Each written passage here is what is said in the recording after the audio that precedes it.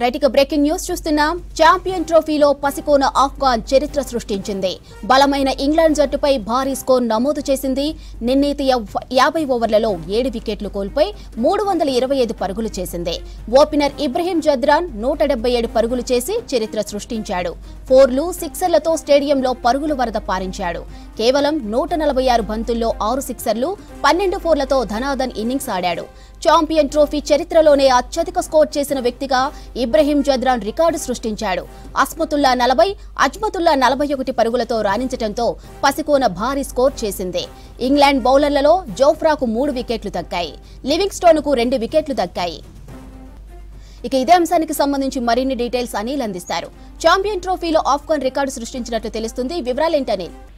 Madhuri, champions ట్రోఫీలో England కు చుక్కలు చూపించాలని చెప్పొచ్చు. ఆఫ్ఘనిస్తాన్ సంబంధించినటువంటి ఆ టీం మొదటగా టాస్ గెలిచి బ్యాటింగ్ చేసి తర్వాత ఇందులో మనకు మెయిన్ గా ఏంటంటే ఇంగ్లాండ్ ముందు భారీ లక్ష్యంగా ఉందని చెప్పొచ్చు. టోర్నీలో ఉండాలంటే ఈ మ్యాచ్ ఖచ్చితంగా ఇంగ్లాండ్ గెలవాల్సిందే. ఎందుకంటే ఇంతటి స్కోర్ ను కూడా చేజ్ చేయాల్సిన చాలా కష్టం. ఖచ్చితంగా చేజ్ చేస్తేనే ఇంగ్లాండ్ ఈ టీమ్ లో ఉంటుంది. సో ఇంగ్లాండ్ కు ఒక చుక్కలు చూపించారు ఆఫ్ఘనిస్తాన్ బ్యాటర్లు అని చెప్పొచ్చు. ఇందులో ముఖ్యంగా ఇబ్రహీం జద్రాన్ ఛాంపియన్స్ ట్రోఫీలోనే ఛాంపియన్స్ ట్రోఫీ చరిత్రలోనే అత్యధికంగా వ్యక్తిగత స్కోర్ నమోదు చేయడం జరిగింది. ముఖ్యంగా 50 ఓవర్లో గాను 7 వికెట్లకు ఏకంగా 325 రన్స్ చేసింది. ఒక దశలో 37 పరుగులకి 3 వికెట్లు కోల్పోయిన ఆఫ్ఘనిస్తాన్ ఇంతటి భారీ స్కోర్ చేయడం కూడా సాధారణ విషయం కాదని చెప్పవచ్చు. ఎందుకంటే జద్రాన్ 146 బంతుల్లో 177 రన్స్ చేయడం, అందులోనూ 12 4లు 6 సిక్స్లు ఉన్నాయి. సో ముఖ్యంగా ఇలా కీలక పాత్ర పోషించాలైతే చెప్పవచ్చు. గ్రూప్ బిలో మ్యాచ్ లో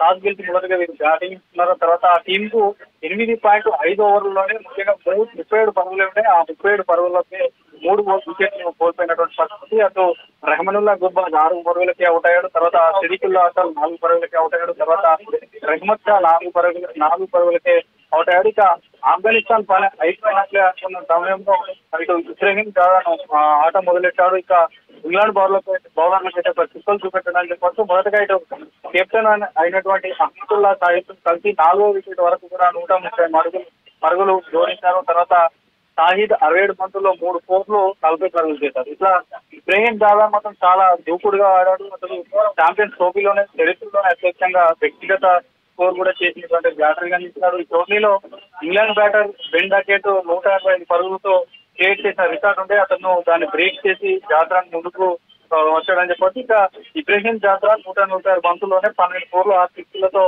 177 రన్స్ చేసి చరిత్రలోని వ్యక్తిగత స్కోర్ అని చెప్పొచ్చు. ఇక ఖచ్చితంగా ఈ స్కోర్ ఏదైతే ఉందో ఈ స్కోర్ ఖచ్చితంగా ఇంగ్లాండ్ చేసి ఛాంపియన్స్ ట్రోఫీలో ఉండాలంటే ఖచ్చితంగా చేయాల్సిందే. సో ఈ మహమ్మద్ నబీ కూడా చాలా దూకుడుగా అసలు కేవలం 24 బంతుల్లోనే 3 సిక్స్లు 2 4లతో 40 రన్స్ చేసి అవుట్ అయిన పరిస్థితితో మొత్తానికి అయితే ఈ 325 పరుగులకు మొత్తం ఆఫ్ఘనిస్తాన్ ఖచ్చితంగా చేసి ఇంగ్లాండ్ మాత్రం ఇందులో ఈ చేస్తేనే ఛాంపియన్స్ ట్రోఫీలో ఉండేటువంటి అవకాశం ఉంది. సో మొత్తానికి అయితే మళ్ళీ బ్యాటింగ్ స్టార్ట్ కాబోతుంది. ఈ బ్యాటింగ్ లో మాత్రం ఖచ్చితంగా టాప్ ఎవరైతే ఓపెనర్స్ కానీ బస్బామ్ సెకండ్ మాత్రం ఖచ్చితంగా నిలకడగా ఆడుతున్న ఈ ఇంగ్లాండ్ కు సంబంధించినటువంటి బ్యాటింగ్ ఖచ్చితంగా ఈ స్కోర్ చేసి